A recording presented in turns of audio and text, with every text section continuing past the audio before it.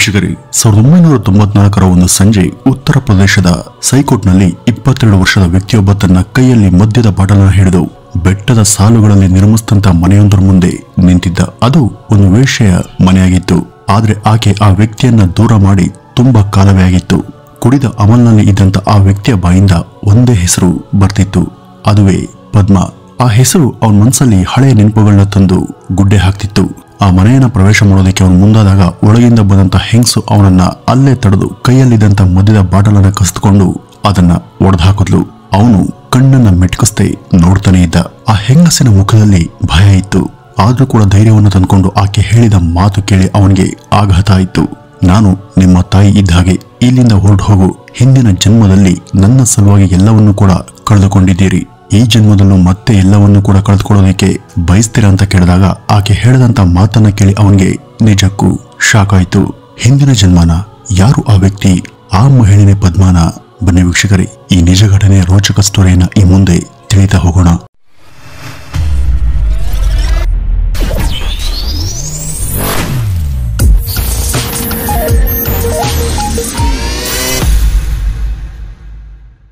ವೀಕ್ಷಕರೇ, 1921ರ ಫೆಬ್ರವರಿ 7ನೇ ತಾರೀಕು ಉತ್ತರ ಪ್ರದೇಶದ ಬರೇಲಿಯಲ್ಲಿ ಬಿಷನ್ ಚಂದ್ ಕಪೂರ್ ಎಂಬಾತ ಜನಿಸ್ತಾನೆ.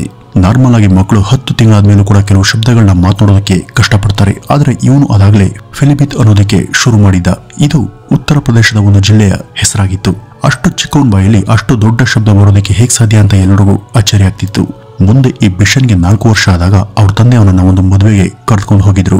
ಅಲ್ಲಿಂದ ವಾಪಸ್ ಬರುವಾಗ ರೈಲ್ವೆ ಸ್ಟೇಷನ್ ಅಲ್ಲಿ ಫಿಲಿಬಿತ್ ಹೆಸರಿನ ಅನೌನ್ಸ್ಮೆಂಟ್ ಕೇಳಿ ಆ ಹುಡುಗ ಅಲ್ಲಿಯೇ ಇಳಿಯೋದಕ್ಕೆ ಹಠ ಮಾಡ್ತಾನೆ. ಅವನ ತಂದೆ ಅವನನ್ನ ತಡೆಯೋದಕ್ಕೆ ಪ್ರಯತ್ನ ಪಟ್ಟಾಗ ಅವನು ನಾನು ಮೊದಲು ಇಲ್ಲಿಯೇ ಇರ್ತಿದ್ದು, ನಾನು ಇಲ್ಲೇ ಇಳಿತೀನಿ ಅಂತ ಹೇಳಿದ್ದ. ಇದನ್ನ ಕೇಳಿ ತಂದೆಗೆ ಆಘಾತ ಆಯಿತು. ಏನಿದು, ಇವನೊಂಥರ ವಿಚಿತ್ರವಾಗಿ ವರ್ತಿಸ್ತಿದ್ದೇನಲ್ಲ ಅಂತ ಅವ್ರಿಗೆ ಚಿಂತೆ ಕಾಡತೊಡಗಿತ್ತು. ಅವನ ಈ ವರ್ತನೆ ಕೆಲವು ವರ್ಷಗಳವರೆಗೂ ಹೀಗೇನೆ ಮುಂದುವರಿತು. ನಂತರ ಒಂದು ದಿನ ಕೆ ನಂದನ್ ಸಹಾಯ್ ಎಂಬ ಒಬ್ಬ ವಕೀಲರು ಒಂದು ಲೇಖನವನ್ನ ಪ್ರಕಟಿಸ್ತಾರೆ. ಅದರಲ್ಲಿ ಅವರು ತಮ್ಮ ಮಗನ ಹಿಂದಿನ ಜೀವನದ ನೆನಪುಗಳ ಬಗ್ಗೆ ಹೇಳಿದ್ರು. ಈ ತರ ಮತ್ತಾರಾದರೂ ಇದ್ದಾರ ಅಂತ ಅವರು ಹುಡುಕ್ತಾ ಇದ್ರು. ಕೆಲವು ದಿನಗಳ ನಂತರ ಅವ್ರಿಗೆ ಬಿಷನ್ ಚಂದ್ ಕಪೂರ್ ಬಗ್ಗೆ ಗೊತ್ತಾಗುತ್ತೆ.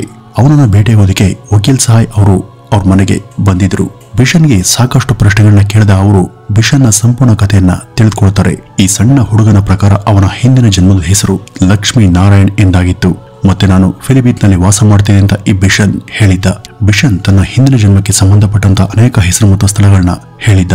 ಅವನು ಹೇಳಿದ್ದೆಲ್ಲವೂ ಕೂಡ ಕನ್ಫರ್ಮ್ ಮಾಡ್ಕೊಳ್ಳೋದಕ್ಕೆ ವಕೀಲ್ ನಂದನ್ ಸಹಾಯ್ ಅವರು ಅವನನ್ನ ಎಲ್ಲಾ ಸ್ಥಳಗಳಿಗೆ ಕರೆದೊಯ್ದು ಬಿಷನ್ ಚಂದ್ನ ಹಿಂದಿನ ಜನ್ಮದ ತಾಯಿ ಅಂದ್ರೆ ಲಕ್ಷ್ಮೀನಾರಾಯಣ್ ರವರ ತಾಯಿಯನ್ನ ಬಿಷನ್ ಚಂದ್ ಗುರುತಿಸಿದ್ದ.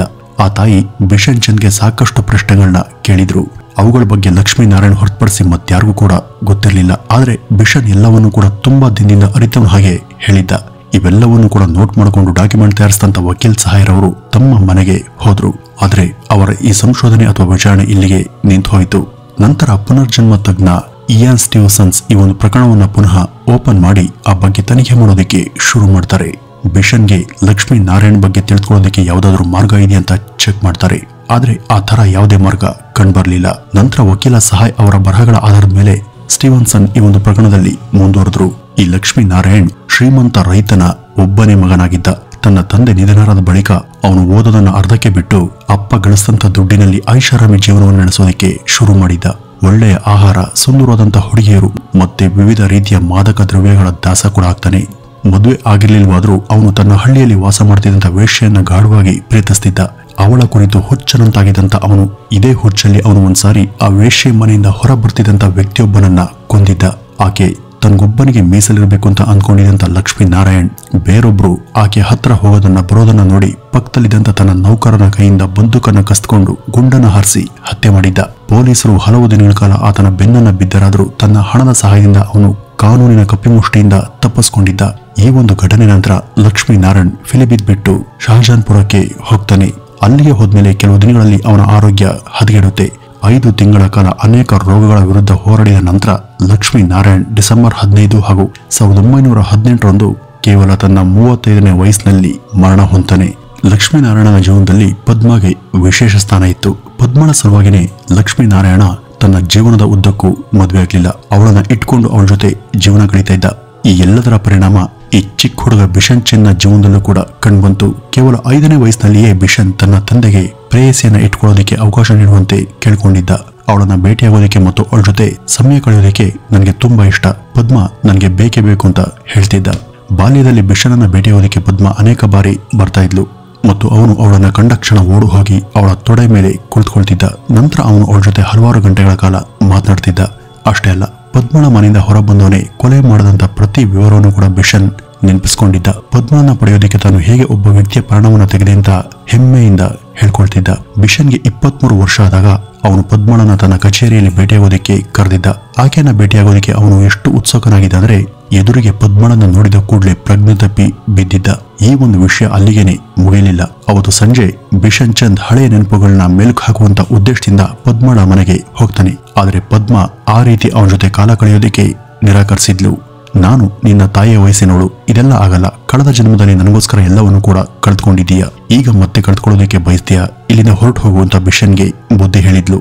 ಇದೆಲ್ಲ ಕೇಳಿ ಆಘಾತಗೊಂಡಂತ ಬಿಷನ್ ಮುರು ಮಾತನಾಡದೆ ಅಲ್ಲಿಂದ ಮನೆಗೆ ಹೊರಟೋದ. ಅವತ್ತಿಂದ ಮತ್ತೆ ಪದ್ಮಳನ್ನ ಅವನು ಭೇಟಿಯಾಗ್ಲಿಲ್ಲ.